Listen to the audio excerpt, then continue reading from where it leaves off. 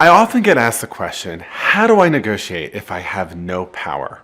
Truth is, I'm extremely sympathetic to this question, even though I think the question itself is full of all sorts of misunderstandings about power and negotiation. So today, I'm going to share with you some of those misconceptions about power, and I will share some tips on how you can negotiate successfully, even when you think you don't have any power in the negotiation.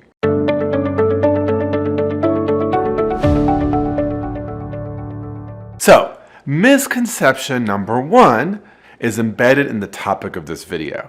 When someone says, I am powerless in negotiation, I think partially what's happening is they are misunderstanding what power is in negotiation.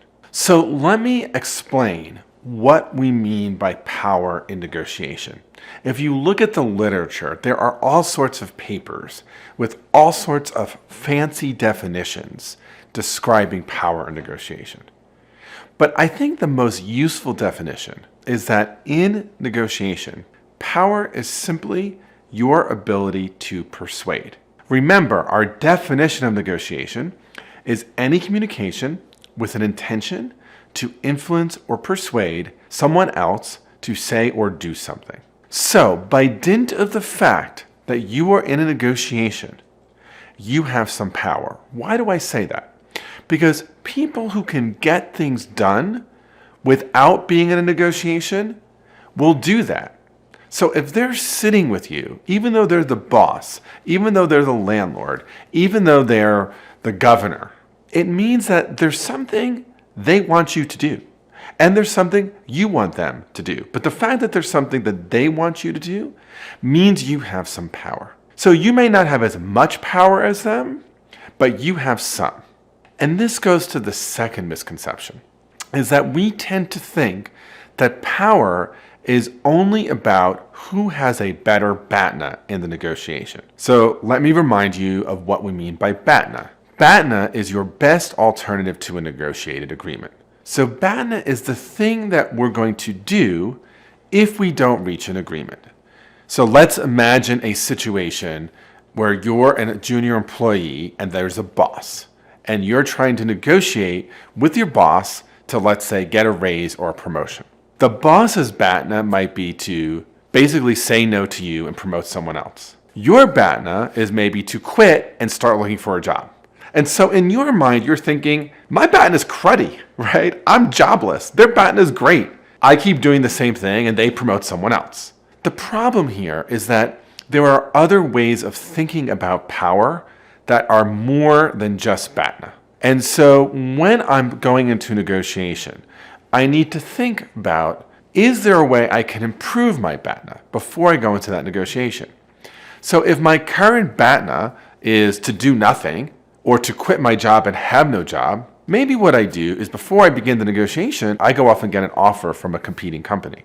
Now I've improved my BATNA. Maybe there are some ways that I might worsen their BATNA or worsen their perception of their BATNA. So let me give you an example. Imagine a negotiation between a workers' union and management at a big state university. From the big state university's perspective, this union is important, but the workers are easily replaceable. So they think they have a pretty strong BATNA. And for each individual union member, the BATNA feels pretty bad, right? I can go on strike and lose an income, or I can quit. But imagine if the union then begins a public education campaign to the students at the university, sharing with them the ways in which they feel the university is treating them poorly. Now suddenly the students come to the aid of the union.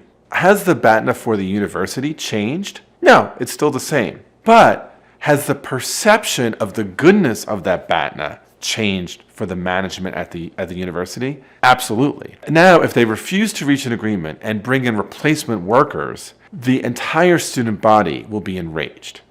And so that can be incredibly helpful, right? To improve your BATNA and to make moves to worsen either the BATNA of the other side or the way the other side perceives their BATNA. Okay, misconception number 3 is this notion or idea that power in negotiation is unitary. In other words, one party has the power and the other party doesn't.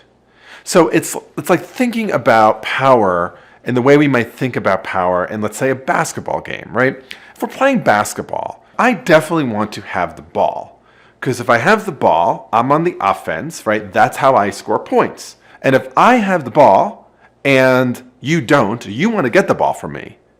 And so if we think about power that way, right? It's like one person has it and the other person wants to take it. That's just not how power works in negotiation. In negotiation, power is a bit more distributed. So it's more like playing cards, right? If we're playing cards, right, I get dealt a hand and I have some cards that are stronger than other cards. So there are different sources of power in negotiation. And specifically, there are two big sources. One is structural power, and the other is interpersonal power. So when I say structural power, I mean the kinds of things we've been talking about so far. Who has a bigger BATNA? Who can impose more pain? Who has more resources to bear? Who has more information? That is all about BATNA. But the second source of power is interpersonal power. And when we say we don't have power in a negotiation, I often see people misunderstanding the incredible value of interpersonal power. What is interpersonal power? So it is your capacity to be creative. It is your ability to tell a compelling narrative and frame a story. It is your listening skills. It is your ability to build winning coalitions. It is your trustworthiness. All of those capacities, the kinds of things that we talk about on many of the videos on this channel, are genuine sources of power in a negotiation. And in our current society, we have seen some really amazing ways in which parties that started out looking like they were low power ended up becoming high power by dint of using interpersonal sources of power. Think about the Me Too movement and think about Harvey Weinstein. So for many years, he's like the go-to producer of quality films in Hollywood. But then there is this kind of secret dark side of harassment and abuse of women. Each individual woman feels like they don't have a huge amount of power. But then fast forward to thinking about, how do I build a coalition? How do I frame a story? How do I bring others on my side? And the way the New York Times, right, ends up breaking this story, and it completely changes the power dynamic, right? So the interpersonal side, the capacity to make a normative argument for what is just and appropriate, the capacity to build coalitions and to tell your story, changes the power dynamic. Another similar example, think about the civil rights movement. Think about those days in Birmingham, Alabama, when the police chief, Bull Connor, he has all the structural power. He has police and dogs and fire hoses. Martin Luther King and leaders of the civil rights movement, what they have on their side is not structural power, but it's an enormous amount of interpersonal power. It is the ability to use nonviolence to change the narrative. It is an ability to use moral arguments, normative arguments, to change the perception of justice and what is right. And so you could be looking at pictures of dogs and fire hoses and police against black people in this country.